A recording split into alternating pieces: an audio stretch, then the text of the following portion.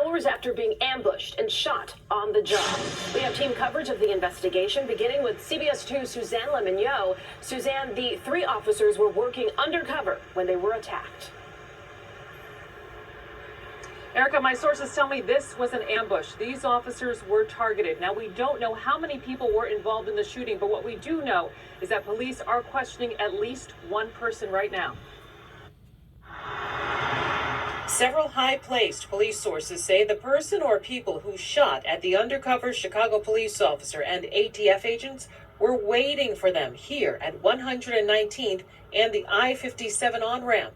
The driver of this white Malibu passed the officer and the agents several times. The undercover officer and ATF agents were getting onto the ramp to the expressway when someone in the Malibu opened fire on them from the street above. The POs were being followed by that vehicle from the 400 block of West 119th Street.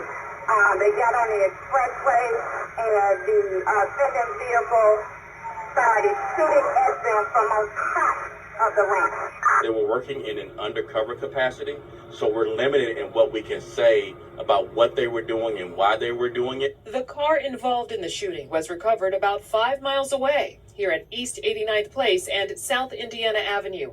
Evidence markers were put near the windshield on the hood of the white Malibu.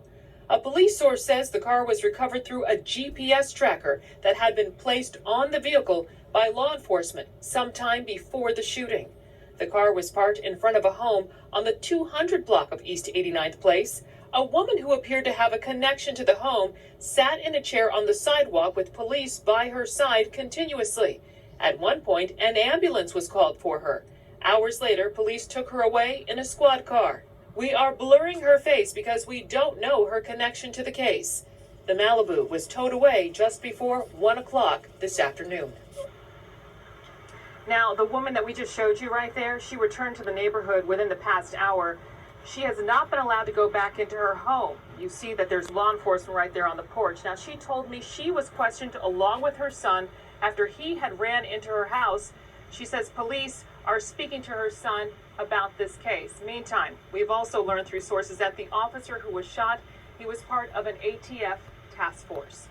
In West Chesterfield, Suzanne Le Mignot, CBS 2 News.